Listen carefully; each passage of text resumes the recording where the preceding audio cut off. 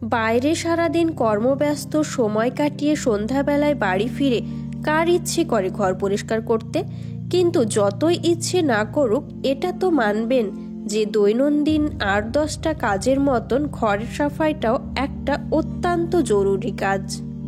আর সেটা জরুরি আমাদের নিজেদের ভালো থাকার জন্যই। বিশেষ করে রান্নাঘর, বাথরুম আর ডাইনিংয়ের মতন স্থানগুলো তো কিছুদিন পর পরই পরিষ্কার করা উচিত। এত কিছু করার সময় পাওয়া যাবে কোথা থেকে, এটাই তো ভাবছেন? তাহলে আপনার জন্যই আজ আমি নিয়ে এলাম ঝটপট বাথরুম পরিষ্কার করার কিছু কৌশল। একটি বাথরুমে কোন কোন জিনিসগুলি সাধারণত পরিষ্কার করার দরকার পড়ে? ১ নাম্বার হলো ঝাপসা কাচ। ২ নাম্বার এখানে ওখানে ছড়িয়ে পড়া সাবানের দাগ ও পানির দ্বারা তৈরি জং কিংবা মরচে। ৩ নাম্বার ট্যাপের পানি পড়ে তৈরি হওয়া বাদামি দাগ। ৪ নাম্বার বাথরুমে হঠাৎ করে তৈরি হওয়া আজগুবি সব দাগ। এই সমস্ত ঝামেলাকে খুব দ্রুত দূর করার জন্য খুব উপকারী কিছু বাথরুম পরিষ্কার করার কৌশল চলুন শুনে নিই।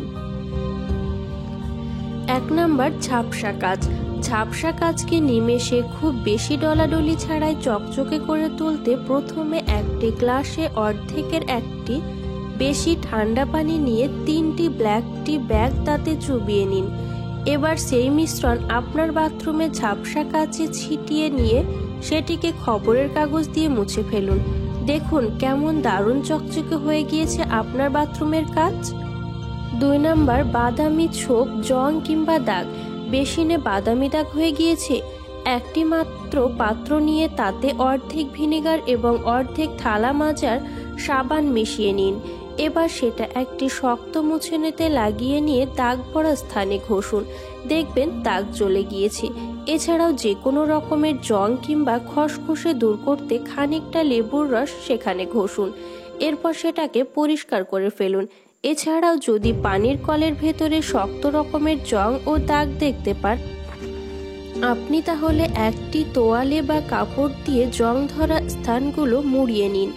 এরপর সেটার উপর ভিনিগার ঢালুন। কাপড় বা তোয়ালেটি ৩০ মিনিট সেইভাবেই রেখে দিন। ৩০ মিনিট পর উঠিয়ে দাগ ও জং পড়া স্থানটিকে ভালোভাবে ঘষুন। দেখবেন পরিষ্কার হয়ে যাবে। ৩ নাম্বার হলো হোল্ডার।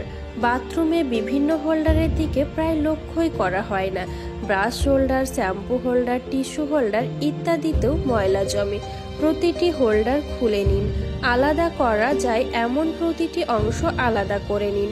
একটি পাত্রে হালকা গরম পানিতে লিকুইড সোপ বা ওয়াশিং পাউডার গুলে নিন। এবার প্রতিটি জিনিস ভিজিয়ে রাখুন ১ ঘন্টা মতো। এরপর টুথব্রাশ দিয়ে প্রতিটি কোণা ঘষে পরিষ্কার করে ফেলুন। ৪ নাম্বার ফ্ল্যাশ। কখনো কি মনে এসেছে যে ফ্ল্যাশও পরিষ্কার করা উচিত? ঠিকই শুনেছেন, আপনি ফ্ল্যাশটিও পরিষ্কার করে নিতে পারেন আপনার মনের মতো করে। এর জন্য প্রয়োজন হবে একটি স্টিলের মাজুনি অথবা ঝামা পাথর। একটি পাত্রে গরম পানিতে ভিনিগার এবং ১ টুকরো লেবু দিয়ে ১০ মিনিট জাল দিন। এবার ফ্ল্যাশের পানির সাপ্লাই বন্ধ করে ফ্ল্যাশ করে পুরো পানি বের করে ফেলুন। ট্যাঙ্কিতে সোডা ছিটিয়ে দিয়ে পাত্রের গরম পানির অংশ ফ্ল্যাশে ঢেলে দিন। এবার ফ্ল্যাশ করুন। এইভাবে ৩-৪ বার করার পর ফ্ল্যাশের ভেতরে ময়লা জমে থাকলে তা বেরিয়ে আসবে। বন্ধুরা, আপনারা এই পদ্ধতিতে বাথরুম পরিষ্কার করতে পারেন। ভিডিওটা যদি ভালো লাগে তাহলে শেয়ার করবেন আপনার বন্ধু বান্ধবী আত্মীয় স্বজনের সাথে এবং লাইক করবেন, কমেন্ট বক্সে জানাবেন। আরও নতুন নতুন ভিডিও পেতে আমার চ্যানেলটিকে সাবস্ক্রাইব করবেন।